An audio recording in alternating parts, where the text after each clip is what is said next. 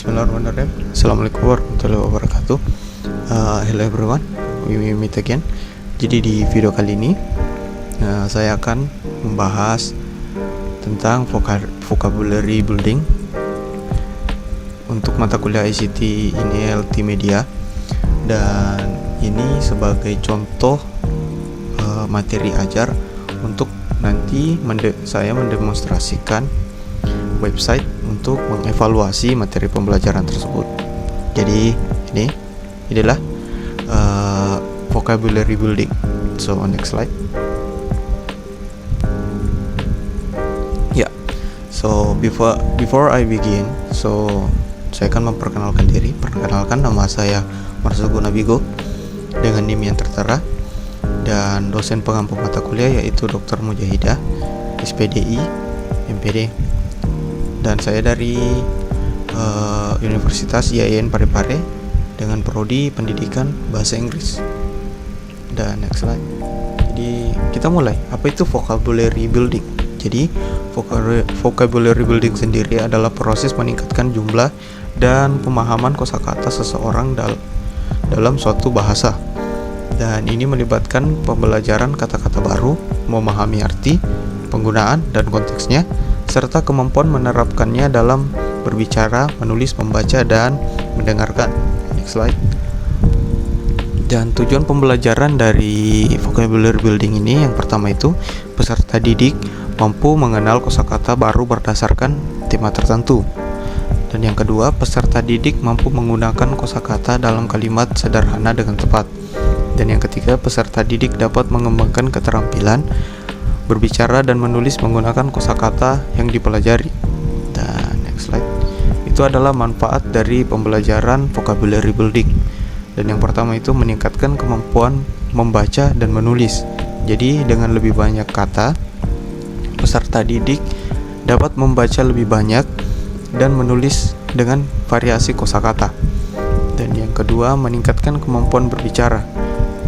Jadi dapat menggunakan kata-kata yang beragam dalam percakapan. Dan yang ketiga, mendukung belajar bahasa lain. Jadi semakin kuat dasar kosakata, semakin mudah belajar bahasa lain yang mungkin memiliki kata yang serupa. Dan next slide. Dan ini adalah contoh materi pembelajaran untuk vocabulary building dengan tema daily activity. Jadi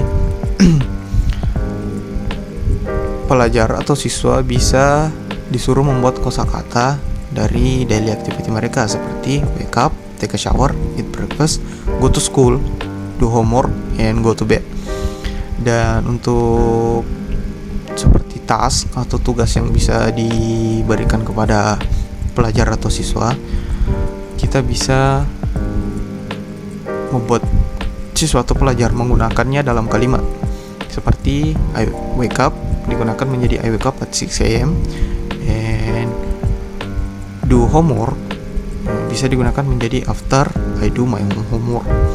Atau bisa juga pelajar atau mahasiswa menggunakannya dalam dialog sederhana, seperti what do you do in the morning, and the answer I eat breakfast and go to school, seperti itu. Dan next. Jadi itu saja. Berikut adalah kesimpulan dari vocabulary building itu sendiri.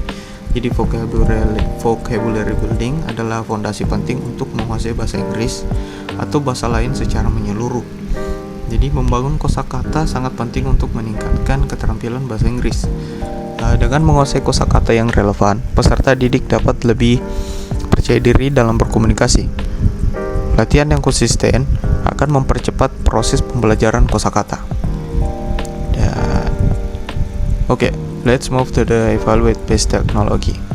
Jadi berikutnya adalah video mendemokan tentang website untuk mengevaluasi atau memberikan task kepada pelajar atau siswa. So, hello everybody.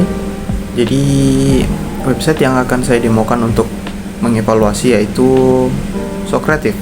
Jadi Socrative ini adalah website untuk memberikan assessment, dan itu real time assessment. Jadi berikut adalah cara untuk membuat assessmentnya. Kita ke library dan add quiz. Kita silakan pilih mau yang blank quiz atau generate question, copy paste question, dan import quiz. Jadi tapi di sini saya hanya akan memilih blank quiz. Jadi sudah masuk. Jadi untuk quiznya kita namakan saja vocabulary building.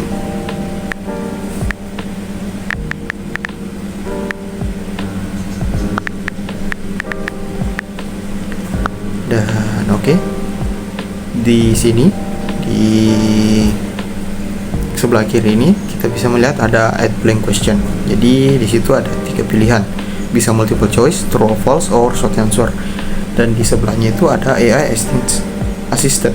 Jadi kita bisa buat question atau pertanyaan menggunakan AI. Kita bisa generate question atau copy paste question. Tapi kita hanya akan menggunakan add blank question.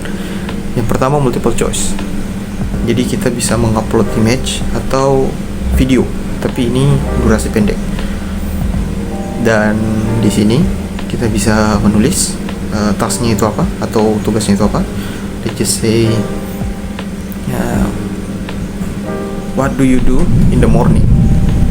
What do you do in the morning? Jadi kita bisa memilih soal ini memiliki nilai berapa poin. So let's just say ini 10 lah. Oke, 10 poin. Dan kita bisa memberikan answer atau jawaban di sini. Kita bisa wake up atau sleep and have a dinner, dan play. Oke, dan di bawahnya itu kita bisa add answer lagi, semisal pilihannya mau dikasih 5. Dan di bawah ini kita bisa memberi penjelasan kepada jawaban yang benar. Jadi semisal, dan kita di sini bisa memilih yang mana jawaban benar. Dan tentu saja di sini itu waktu you doing the morning, tentu saja bangun atau wake up. Dan begitu. And then untuk true or false, ini saya baru coba ini. Kita akan menambahkan true or false question. Dan di sini ya layaknya regular true or false. Jadi cuma ada 2 pilihan. So let's just say, do you wake up in the morning? Itu true, dan bisa diatur untuk menjadi 10 poin. Oke. Dan untuk short answer ini seperti semisal essay tapi jawabannya pendek. Short answer.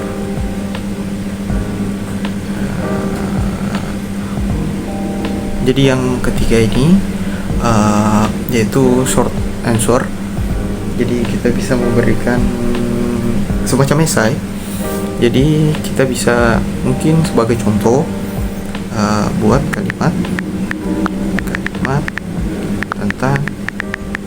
tentang daily activity. Jadi correct answer-nya bisa seperti I woke up in the morning.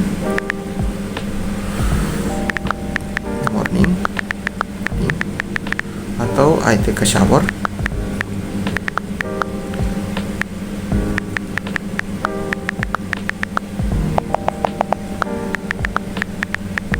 Dan lain sebagainya. Dan kita kasih 10 poin. Jadi semuanya ini sudah benar. Ini adalah contoh. Dan kita bisa save and exit jika sudah save and exit.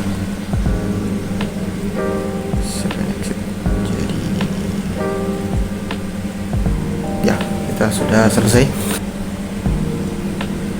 yang ini, dan kita bisa launch. Oke, kita launch untuk memulai quiz assessmentnya. Jadi kita lihat di sini.